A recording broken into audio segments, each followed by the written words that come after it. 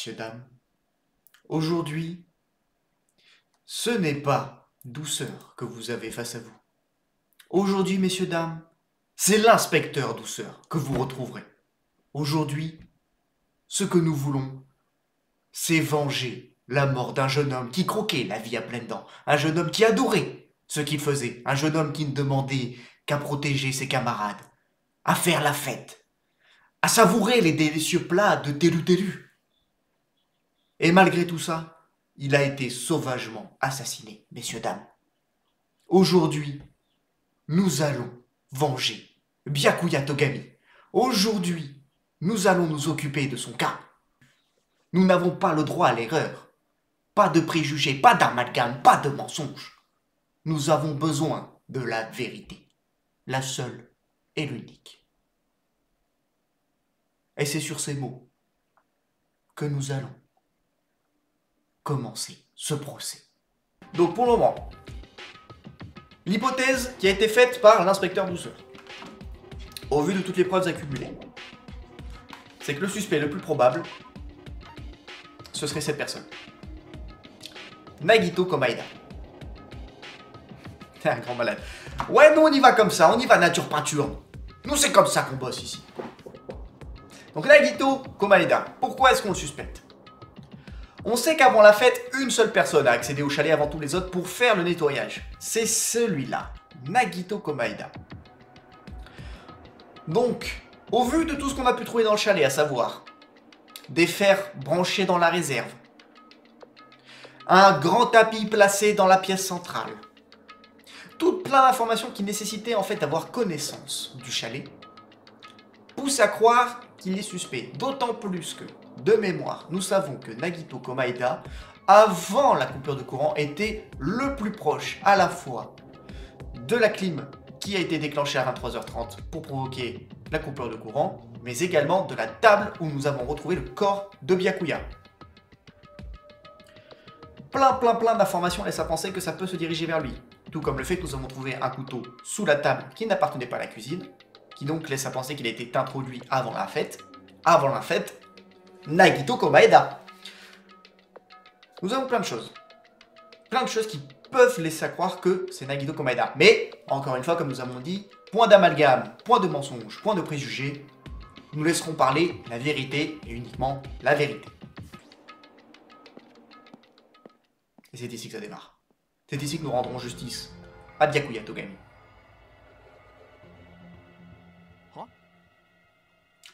Quoi?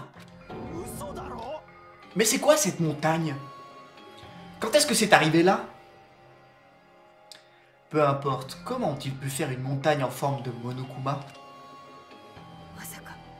Après tout, peut-être que cette histoire était vraie. Peut-être qu'une énorme organisation est derrière tout ça. Tu parles de l'histoire de Byakuya, c'est ça? Byakuya, ses connaissances nous étaient encore nécessaires. Ah, je ne peux pas croire qu'il soit mort. Byakuya. Qu'est-il arrivé à Gundam et Furuhiko? Donc Gundam, c'est celui qui cherche sa boucle d'oreille.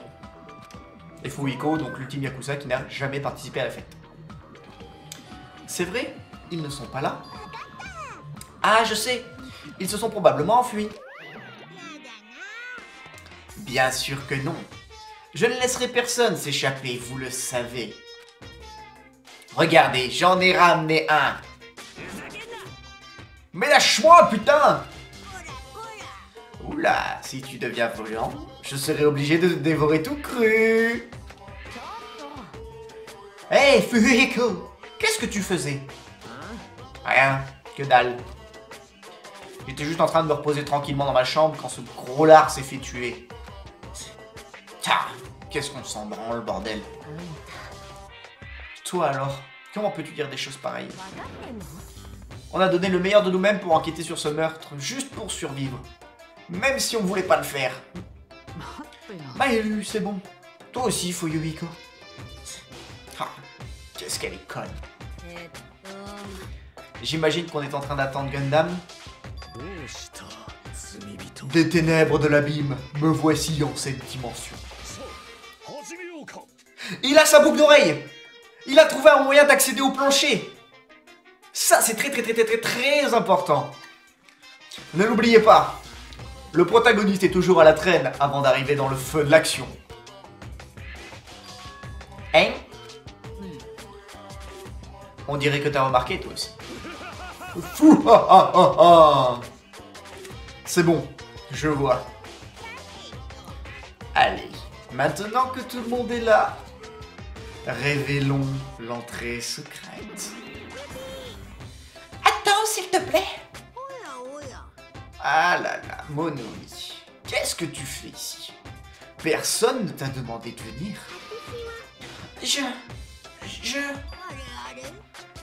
Tu veux te joindre à nous? Tu veux voir à quel point tu es inutile dans un procès de classe? Tu es encore plus masochiste que je le pensais.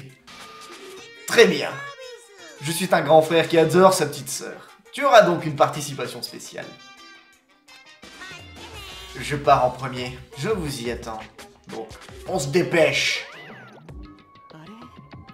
Et il nous a dit de venir, mais comment? Je ne vois ni porte ni véhicule. Il a mentionné quelque chose à propos d'une entrée secrète. Mais où? Une entrée secrète? Ah, c'est nous qu'on a trouvé l'entrée secrète, là? Ah bah là, voilà. Hop, trouvé.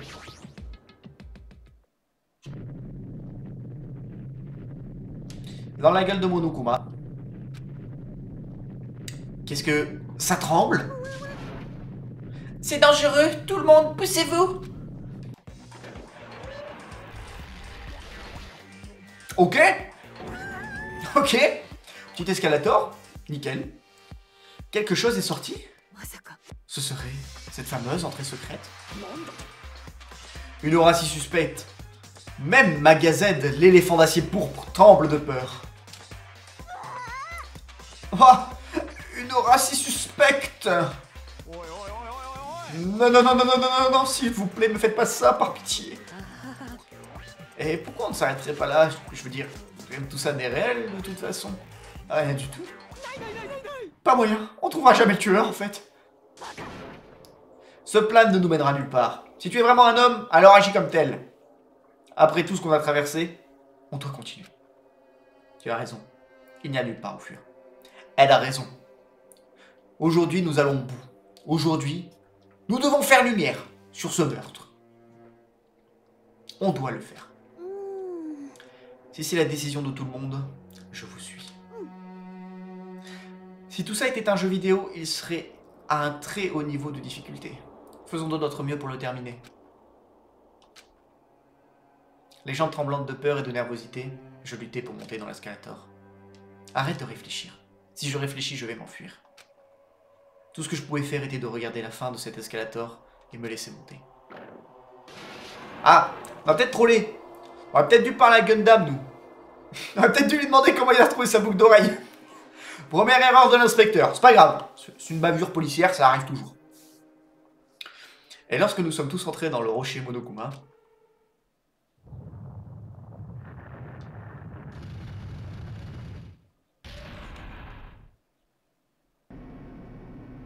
la scène mythique de l'ascenseur. Petit à petit, l'ascenseur il va se vider au fil des meurtres là. Ça sera triste à la fin. C'est un ascenseur. Je vois. Ce rocher tout entier est un ascenseur. C'est comme si une fois de plus, Monokuma faisait ce qu'il voulait. Mais s'il s'est donné la peine de créer quelque chose comme ça, c'est que le pire est encore à venir. On descend profond quand même. Effectivement. J'entendais des bruits dans ma tête. En fait, c'était le bruit de mes dents. Pour que les autres n'entendent pas, je mordais mes lèvres. Ah, c'est long, hein. C'est très très long, là. Nous étions là, à écouter les bruits étranges de l'ascenseur qui s'enfonçait de plus en plus profond dans la terre. Après un certain temps, nous avons finalement été libérés de cette chute. Puis les portes se sont ouvertes lentement. Parfait. Bienvenue. Voici le tribunal de notre procès de classe. Vous aimez? C'est un endroit spécial qui décidera de votre destin. Mais qu'est-ce que t'as en tête? En nous enfermant dans un endroit comme ça? Tu crois qu'on est tes putains d'esclaves ou quoi, sale chien? Tu peux te plaindre, je suis habitué.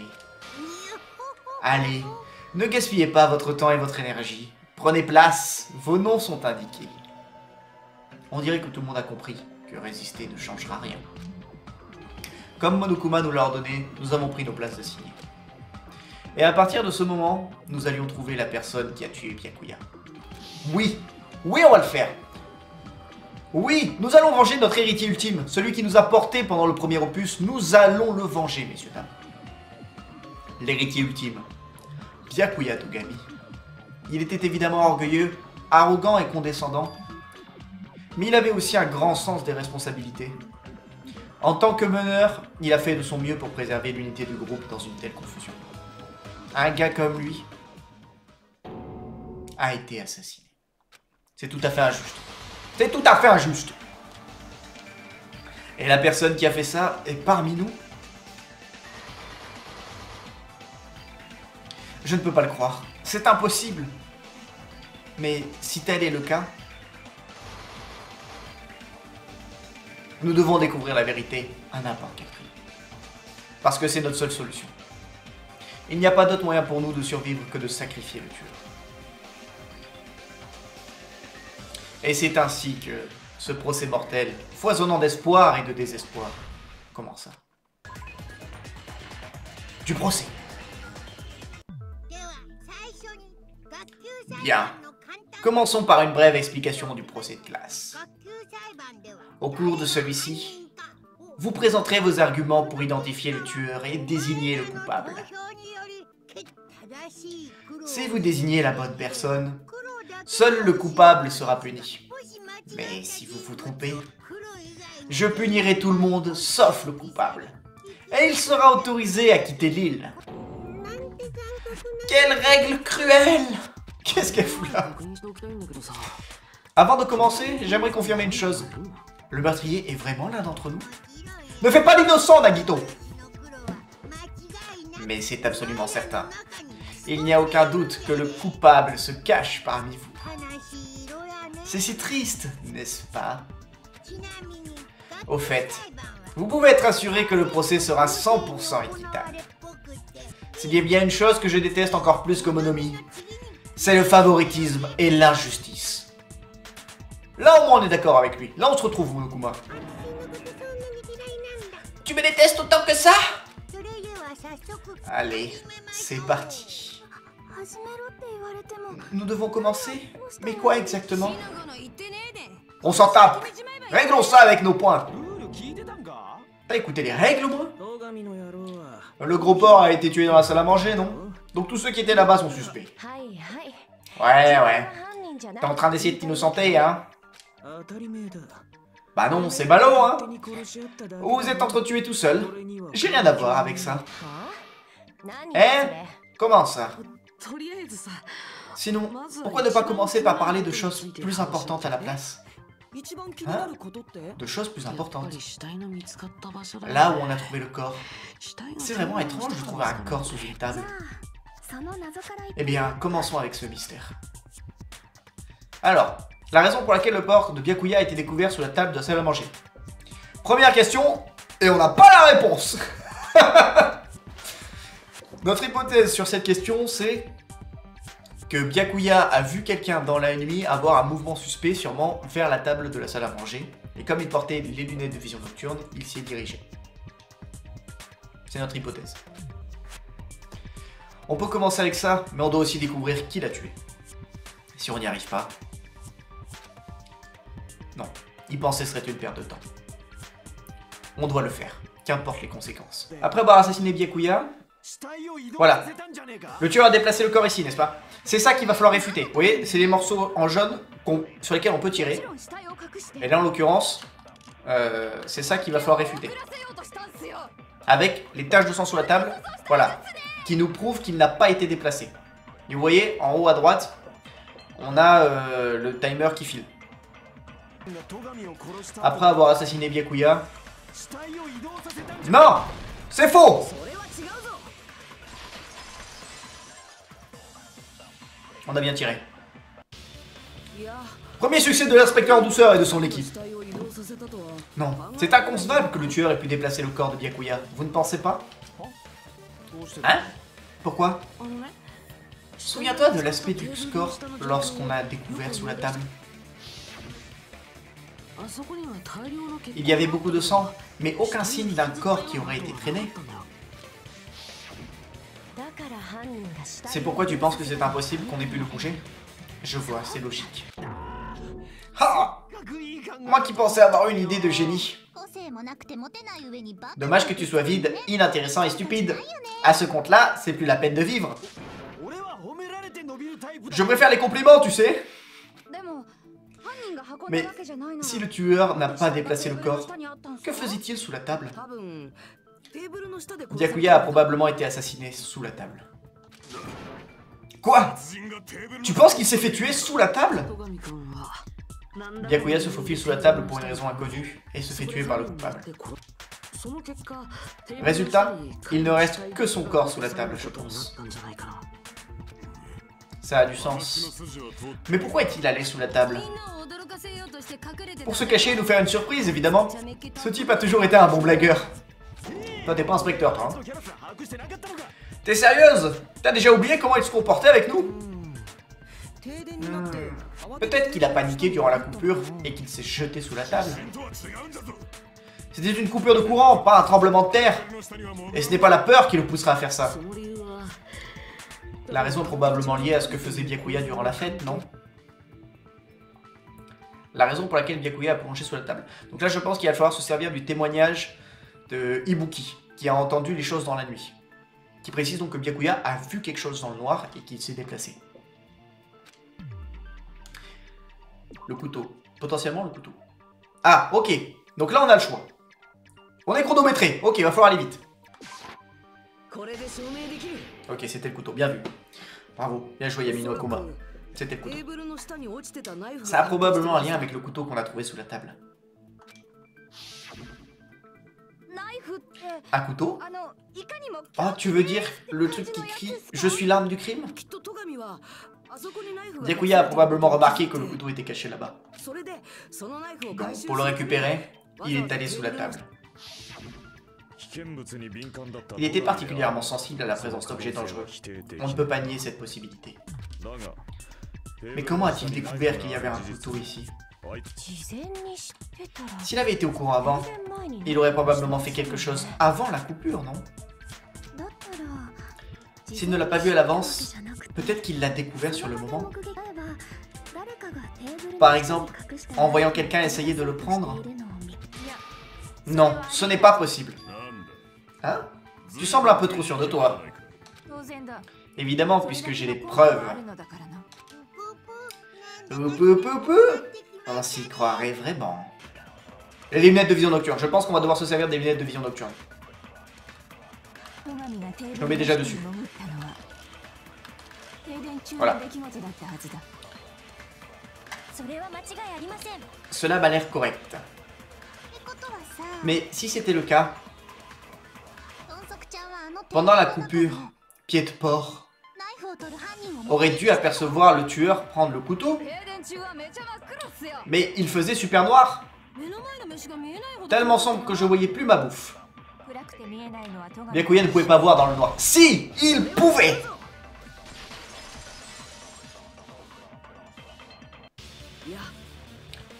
Non, Byakuya était probablement le seul capable de voir dans le noir. Et pourquoi ça? En utilisant ces lunettes de vision nocturne qu'on a trouvées sous la table, il aurait pu voir ce qu'il s'est passé. C'est chaud. Merci Yamino Akuma. C'est un beau travail d'équipe que nous faisons aujourd'hui. Aujourd'hui, l'inspecteur Douceur et ses collaborateurs parviendront à faire la lumière sur cette affaire. Moi, je vous le dis. Alors, vous voulez dire que Byakuya s'est servi de ses lunettes de vision nocturne? Ouais, ça me semble bien être le cas. Oh, quelqu'un vient nous emmerder là? Non, c'est forcément faux. C'est l'inverse. L'inverse? C'est le tueur qui s'est servi de ses lunettes de vision nocturne. Pas Byakuya. Elle nous emmerde. Elle nous emmerde.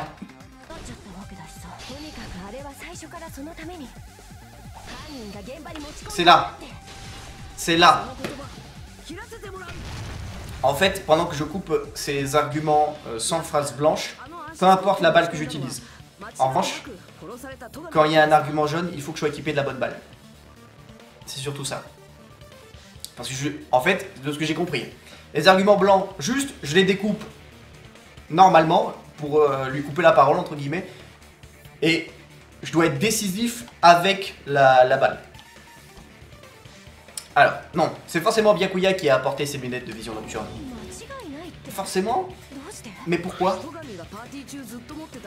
Dans la mallette en Dularium, même, pourquoi tu dis Dularium? C'est Duraluma. C'est une mallette en Dularium que Byakuya avait avec lui pendant la fête. On a trouvé une petite boîte pour ranger les lunettes de vision nocturne. C'était donc ça, l'étui servait à ranger des lunettes. On peut donc concevoir que les lunettes de vision nocturne étaient transportées dans la mallette en Duralumin. Waouh! J'ai dit concevoir. Ibuki parle de façon si intelligente. C'est bien, c'est bien. Par ailleurs, Byakuya était le seul qui pouvait prendre les lunettes de vision nocturne de la mallette, puisqu'il la gardait avec lui avant la coupure de courant. Je vois. Dit comme ça, je comprends mieux. Mais alors, est-ce que ce couteau était dans la mallette aussi? S'il y avait les lunettes à l'intérieur, il aurait pu y avoir un couteau aussi. Ce serait étrange. Oui, je suis étrange, n'est-ce pas? Dans ces moments-là, je préférerais fantasmer sur le plat principal du soir. Beurre! Tu as dit ça de manière perverse, exprès! Oui, il l'a fait exprès, c'est sûr. Le couteau aurait été mis dans la mallette en Duralumin en même temps que les lunettes de vision nocturne? Non, ce n'est pas possible. Et on sait pourquoi ce n'est pas possible. Parce que nous avons la liste des équipements de la cuisine et nous savons que le couteau n'appartient pas aux équipements du chalet. Alors, le couteau était caché dans la salle à manger avant que la fête ne commence. Je devrais être capable de prouver ça.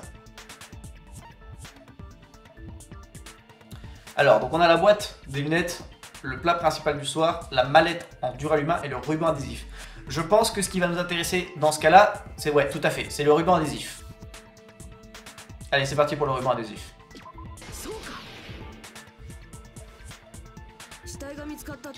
Il y avait du ruban adhésif collé sous la table où le corps a été découvert. Hein? Du ruban adhésif? Le tueur a probablement collé le couteau avec le ruban adhésif sous la table. Oh. Alors, c'est pour ça qu'on l'a trouvé à cet endroit? Bien que Byakuya était minutieux, même lui n'aurait pas pu remarquer qu'une arme était collée sous la table. C'est peut-être un sujet, mais pourquoi Byakuya est si paranoïaque ce soir-là? C'est là qu'on va pouvoir utiliser la lettre, je pense. Sans compter le kit de self-défense qu'il a apporté, il avait aussi les lunettes de vision nocturne dans sa mallette. C'est vrai, il était plus que prudent. Maintenant que vous le dites, je me souviens aussi des objets dangereux qu'il a confisqués. C'est une chose d'être prudent, mais faire des fouilles corporelles, c'est un peu trop. Il savait probablement que quelqu'un avait planifié de commettre un meurtre. Il avait prédit le meurtre? Oh mon dieu. Serait-il lui aussi possesseur du mauvais œil? Tu le penses aussi, pas vrai, Hajime? C'est vrai, Byakuya savait probablement qu'un meurtre pourrait avoir lieu. Donc la lettre.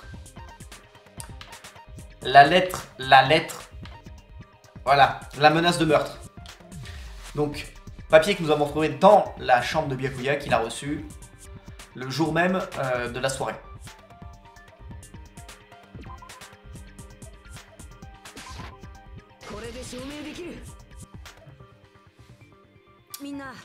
Hey tout le monde, est-ce que vous pouvez regarder ça?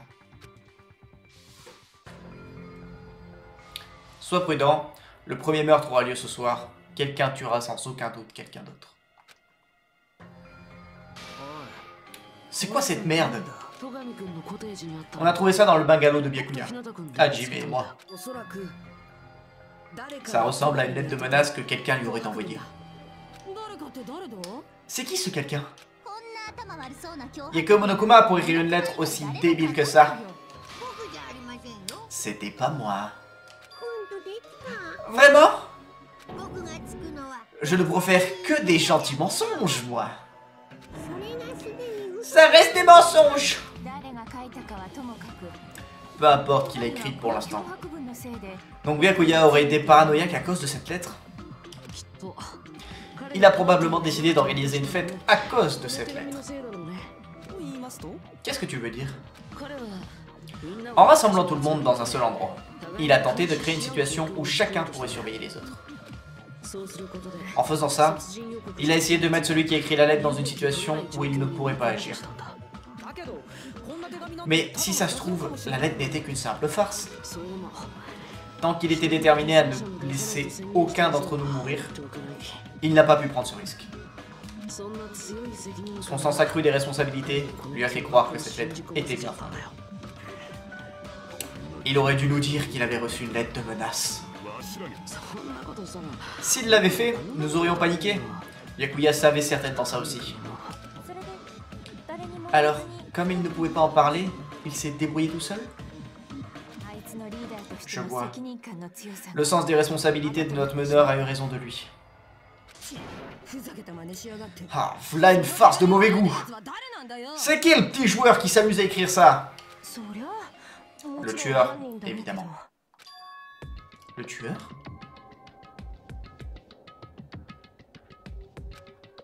C'est vraiment l'un d'entre nous?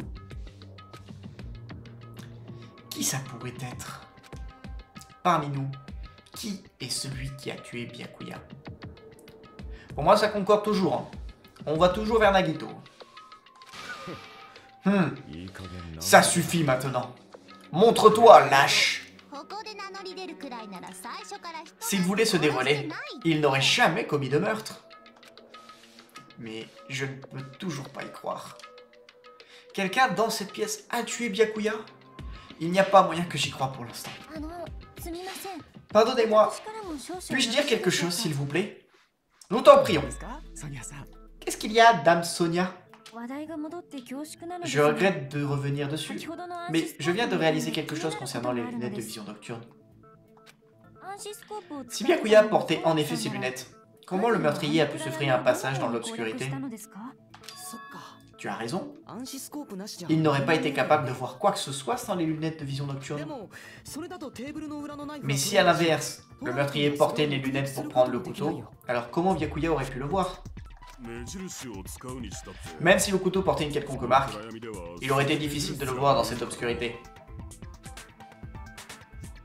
Bon, le tueur a forcément utilisé une marque. Et à cause de cette marque, le tueur a été capable de prendre le couteau depuis le dessous de la table. Bon, là, c'est assez évident, on va parler de peinture luminescente.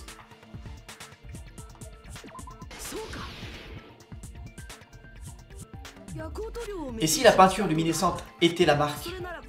Avec ça, tu pourrais être capable d'attraper le couteau même dans le noir.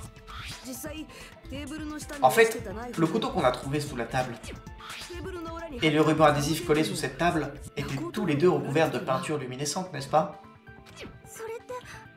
Est-ce que ça veut dire que le tueur les aurait peints à l'avance? Mais pourquoi les recouvrir de peinture luminescente? C'est comme s'il savait que la coupure de courant allait se produire. Il devait déjà être au courant.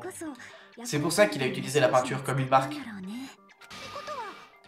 Donc, celui qui a orchestré la coupure de courant est le tueur? Ceci clôt le sujet. Le coupable est la personne qui était dans le bureau avec le disjoncteur. Je ne pense pas que ce soit Peko, pas du tout. Autrement dit, c'était toi, Peko Pekoyama. Peko a tué ce pauvre Byakuya? Cette île n'est donc pas assez grande pour deux porteurs de lunettes? Je ne suis pas la coupable. Oh, bah c'est pas elle. Facilement convaincu. Comment tu peux la croire aussi facilement? Mais je ne pense pas que Peko soit assez grande pour atteindre le disjoncteur dans le bureau. Je m'en fous de ce genre de détails. Peko est celle qui a déclenché le disjoncteur et causé la coupure. En déclenchant le disjoncteur depuis le bureau, Peko était la seule qui aurait pu causer la coupure de courant. C'est vraiment ce qui s'est passé?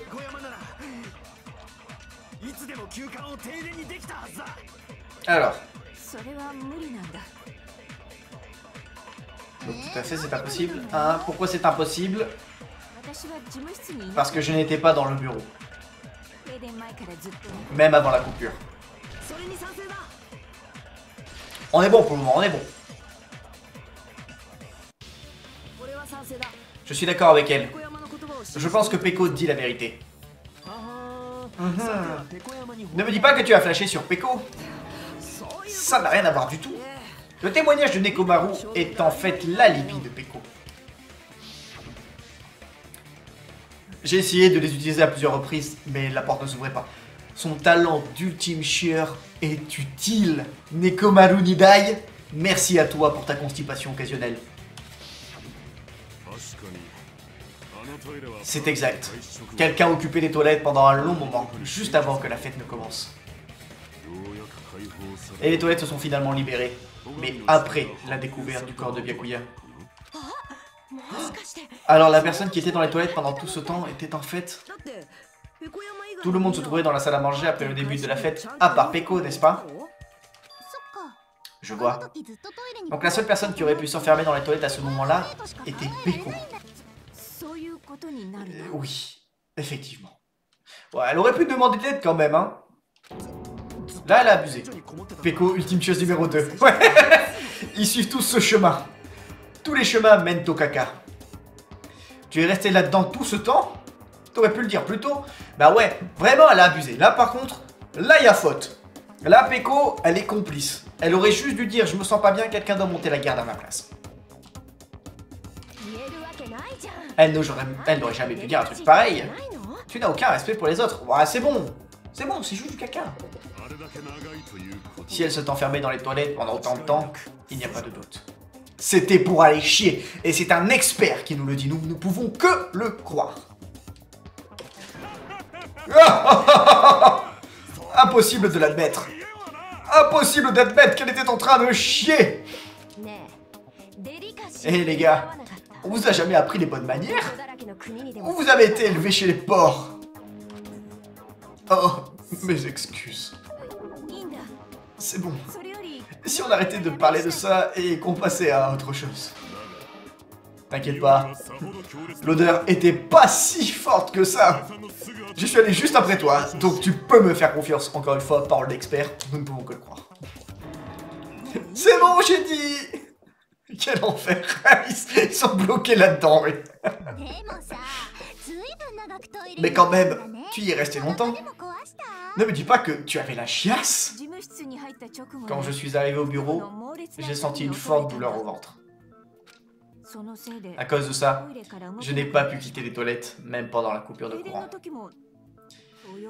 Ça peut concorder avec la théorie comme quoi elle aurait ingéré un laxatif. Dis, comment c'était de faire tes petites affaires dans le noir? Est-ce que c'était excitant? Télu, même pendant un procès, fidèle à lui-même. Sérieusement, arrête. Oui, mais ton mal de ventre, c'était vraiment qu'une coïncidence? Il pose la bonne question. Bon, c'est fini, oui? On se mêle pas des affaires des autres, surtout quand on n'a rien fichu pour l'enquête. Et je m'en mêle justement parce que vous êtes tous à côté de la plaque, bande de cons. Cessez ces enfantillages inutiles. Que voulais-tu dire par coïncidence? Ce que je veux dire, c'est que peut-être que quelqu'un lui aurait filé des laxatifs. Est-ce qu'Inspecteur Douceur a fait la vérité sur cette affaire? Des laxatifs? Auquel cas, le tueur aurait pu déclencher le disjoncteur dès que cette fille avait quitté le bureau. Vous pensez pas? Je vois. Ça aurait pu arriver. La question est de savoir si le mal de ventre de Peko était une coïncidence ou un acte prémédité. Selon la réponse, l'issue de ce procès pourrait changer du tout au tout. Juste une assiette venant de la salle à manger, oui. Ok, là. Ok, c'était sur lui.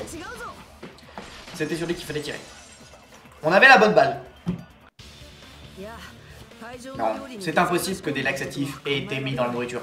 Oh merde! On vient de s'auto-contredire là.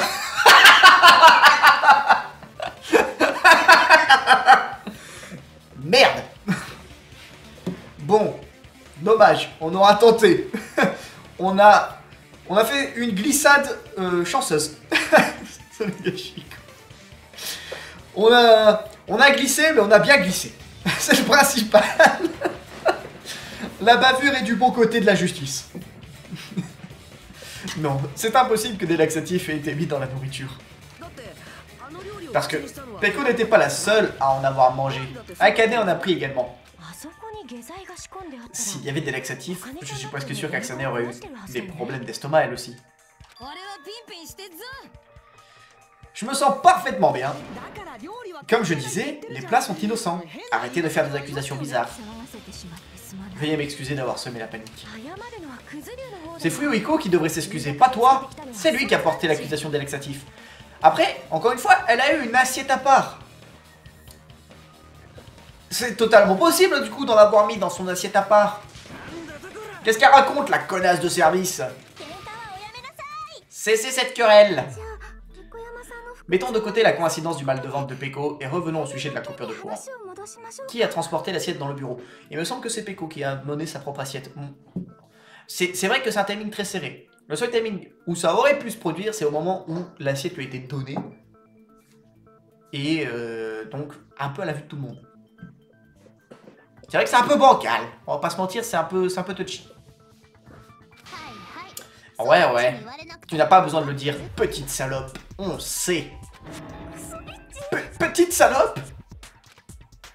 Le meurtre s'est produit pendant la coupure. C'est la coupure elle-même qui est vraiment importante. Il faut mettre au clair la façon dont la panne de courant s'est produite. Après, en même temps, c'est vrai qu'il n'avait pas forcément besoin d'aller dans le bureau. Encore une fois, on le sait, la coupure de courant, elle a été programmée. Donc il n'y avait pas besoin d'être dans le bureau. Le bureau, en fait, c'est une fausse piste. Je pense que là, ce qui vient de se passer, c'est dans le vrai. Faut qu'on défocus le bureau. Faut qu'on se concentre sur la manière dont la panne a été produite. Voilà. C'est ça, c'est cette phrase qu'on attendait. J'ai tiré trop tôt. J'ai fait un tir précoce. My bad. Comme Maïlo l'a dit, la coupure de courant a été causée par une surtension. Bien sûr, ce n'était pas une coïncidence. Quelqu'un l'a causée intentionnellement. C'est donc pour ça que les trois fers à repasser étaient disposés de cette manière. Quand tu les as trouvés juste après la panne, les fers étaient toujours allumés, n'est-ce pas? Donc en laissant les fers à repasser allumés dans la réserve, le tueur a délibérément déclenché la coupure. Ouais. Je pense que c'est comme ça que le tueur a causé la panne. Ah! Duel contre Nekomaru, on est prêt? On s'échauffe? On va t'avoir, Nekomaru! On va découper tes arguments, moi je te le dis. Qu'est-ce qui se passe? Tu dis que les fers à repasser de la réserve ont été utilisés pour causer la coupure? Je ne peux pas laisser passer ça! Voilà. Et là on coupe. Là on lui explique que ce n'est pas que les fers à repasser. Il y a aussi les climatiseurs. Les fers à repasser ont causé la coupure, mais ils ne l'ont pas directement déclenché. Les réels déclencheurs étaient les climatiseurs de la salle à manger et du bureau quand ils se sont allumés. Les climatiseurs! Retourne faire caca, gros. Tu sais pas argumenter, va juste chier. Nous emmerde pas dans notre enquête. Les minuteurs des deux climatiseurs étaient programmés pour 23h30. 23h30? Pied de porc est mort autour de cette heure lui aussi? Je vois. Quand les minuteurs ont activé les climatiseurs, le disjoncteur a sauté et a causé une coupure de courant. Ah d'accord. J'ai bité le truc. Bité? La personne a sans doute vérifié le seuil d'énergie maximum du vieux chalet et s'est servi des fers pour atteindre la limite. Quand il a programmé les minuteurs des climatiseurs, il a donc simplement eu à attendre qu'ils s'activent tout seul. C'est pour ça que même si Peko était dans le bureau, elle ne pouvait pas causer une coupure. C'est bon, j'ai bité le truc. Bité le truc? Oh non, pas vous aussi, Dame Sonia. Concernant le seuil d'énergie, il a certainement posé la question à Monokuma sur le sujet.